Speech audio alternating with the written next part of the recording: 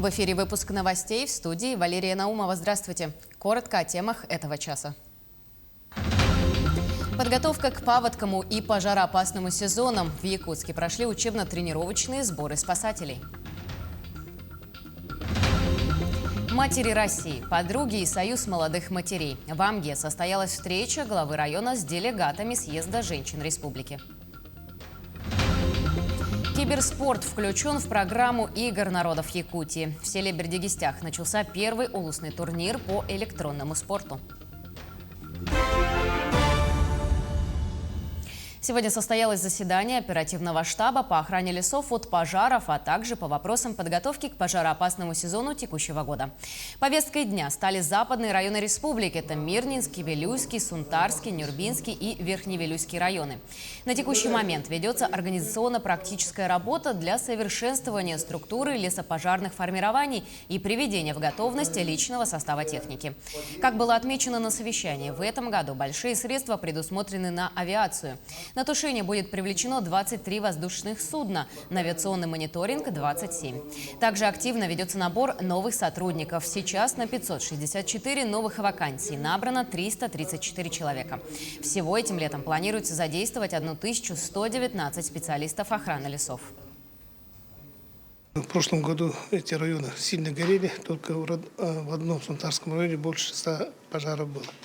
Сегодня мы видим, где-то работа идет хорошо, где-то не очень, где-то откровенно слабо. Мы сделали замечание и уверены, что мы все равно этот вопрос до логического конца доведем.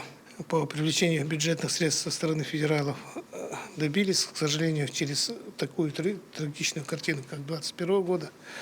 Но и сегодня мы знаем, что почти 5 раз увеличено, и те лесопожарные силы, которые расположены, по сути, по всей территории республики, и в том числе в западной зоне, они увеличиваются, и мы надеемся, что повторения той картины 2021 года в 2022 году не будет. В пригороде Якутска прошли первые в этом году учебно-тренировочные сборы спасателей в рамках подготовки к паводковому и пожароопасному сезонам. Главной задачей специалистов было отработать спуск с вертолета Ми-8 на высоте 10, 20 и 40 метров. Всего было задействовано 34 сотрудника Якутского поисково-спасательного отряда Главного управления МЧС и службы спасения республики. Отмечается, что во время учений был задействован не весь состав ведомств. Следующие сборы пройдут уже в апреле этого года. Данные тренировки очень актуальны, так как весной часто бывает, что люди, охотники или рыбаки, они попадают в ледовый плен во время ледохода. И нам приходится таким способом, беспарашютным десантированием, приходится их эвакуировать, спасать. Поэтому оттачивание навыков спасателя очень важное мероприятие. Члены правительства республики отчитались перед жителями Нижнеколымского района. Руководителем группы выступил исполняющий обязанности министра экологии, природопользования и лесного хозяйства Якутии Евгений Перфильев. Он рассказал об итогах деятельности правительства за прошлый год и обозначил планы на 2022. На собрании, которое проводилось онлайн, прозвучали и вопросы от населения. Основные вопросы касались темы ЖКХ и переселения из ветхого аварийного жилья. Жители поселка Походск, в свою очередь, обеспокоены размывом береговой линии, где находится кладбище.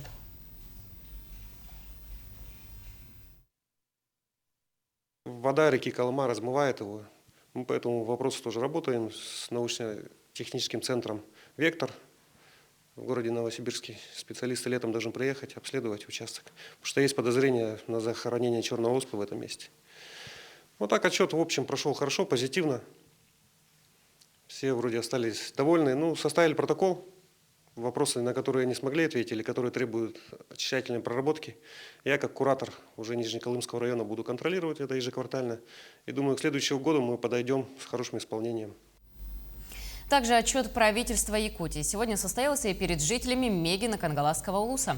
Отчетное мероприятие длилось около 5 часов в онлайн-формате через ВКС. Итоги 2021 года представила рабочая группа под председательством первого заместителя председателя правительства Дмитрия Садовникова. В адрес правительства Якутии, руководства улуса и 31 наслега поступило много вопросов по строительствам капитальных и социальных объектов – школ, детских садов, дома-интерната в селе Матта, строительство дорог и продолжение газификации населенных пунктов. Также были вопросы по сельскому хозяйству. На отчете правительства жители улуса получили ответы на все волнующие вопросы. В нашем районе интернетом, оптоволоконным связям охвачены все населенные пункты, кроме Чемыкинского наслега.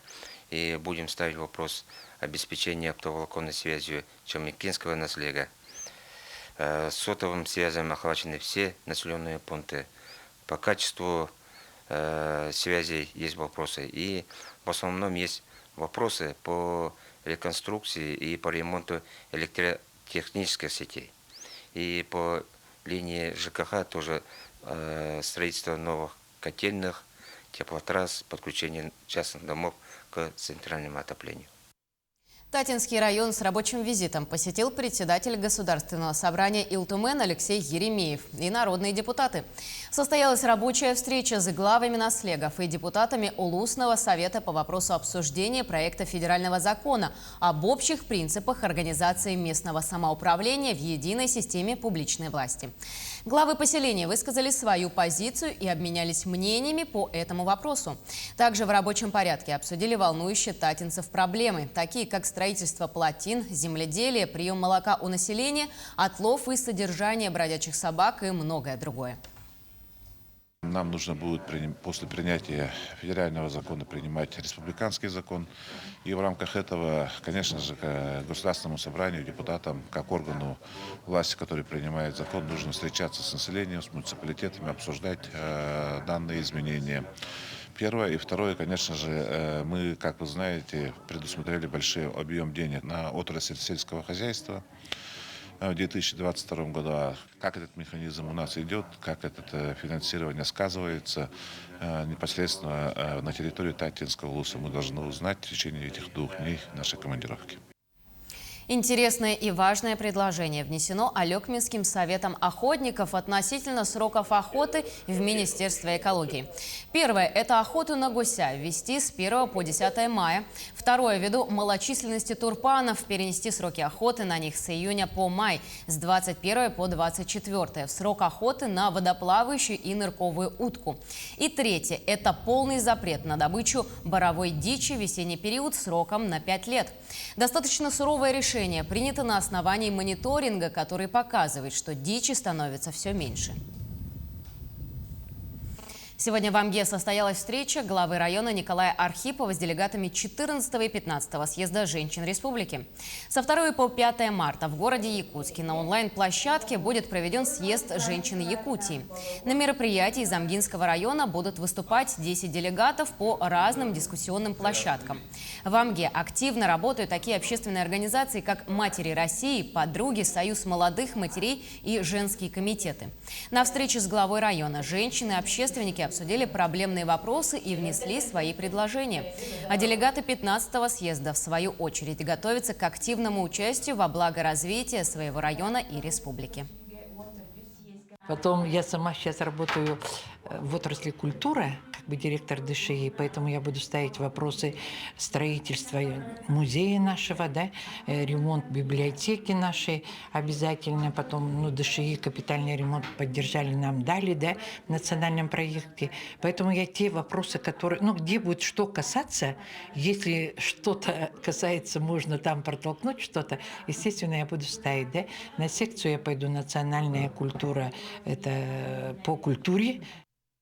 Совместные профилактические рейды в Усть-Нере проводятся давно и регулярно. Это позволяет службам быть в курсе и вовремя реагировать на ситуацию. В этот раз в рейде принял участие и наш коллега. В составе группы инструктор противопожарной профилактики, представители полиции и отделения Центра помощи семье и детям. В рамках рейда мы проводим поквартирные подворовые обходы, проводим инструктаж с жильцами, рассказываем о том, как вести себя при пожаре, о том, как предотвратить возгорание на ранних стадиях и обезопасить себя и своих близких. На сегодняшний день в Управлении социальной защиты населения на учете состоят 30 семей, находящихся в социально опасном положении, и 62 семьи, попавших в трудную жизненную ситуацию. В 2021 году проводилось 37 межведомственных рейдов, посещено 166 семей. В ходе патронажей проводятся индивидуальные беседы с родителями, так и с несовершеннолетними, и консультации по проблемным вопросам семьи.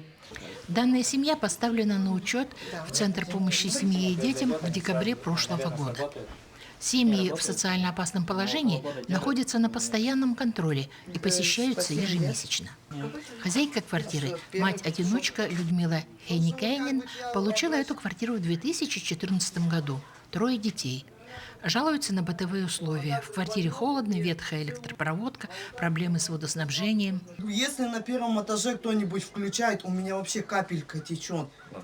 Да, и мне они стоят в мыле, мне не помыть. Завтра, вот, допустим, завтра нам, вот в школу, там в садик. Мне надо их помыть. Напора нету, потому что все с работы в 6 часов приходят, 6:30, я не могу элементарно посуду помыть. Дом действительно в 2016 году признан аварийным и стоит в плане расселения на 2023 год. Есть надежда, что семья скоро улучшит бытовые условия. А чтобы предотвратить возможные неприятности, инструктор противопожарной профилактики пообещал установить бесплатно пожарный извещатель. Да, мы придем, все бесплатно установим сами за свой счет. Светлана Поцелуева, Павел Комин, Уснера. В IT-центре села Бердигистях начался первый улусный турнир по киберспорту. Мероприятие организовано в память о первом учителе информатики в Улусе, почетного гражданина Горного Улуса Виктора Касьяновича Андреева.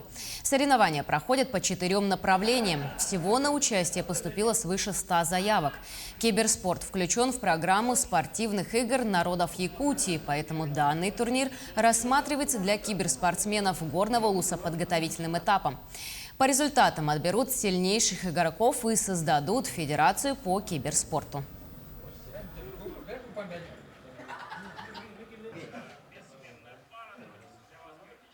FIFA проходит у нас в IT-центре, то есть ребята здесь играют на PlayStation. А остальные дисциплины проходят дистанционно.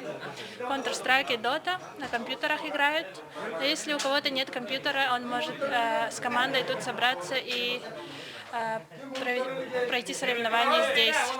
Тут есть высокоскоростной интернет и оборудование, подходящее для этого. Также есть дисциплина PUBG Mobile, в которой играют через телефон. На этом у нас все. Оставайтесь на нашем телеканале Якутия 24.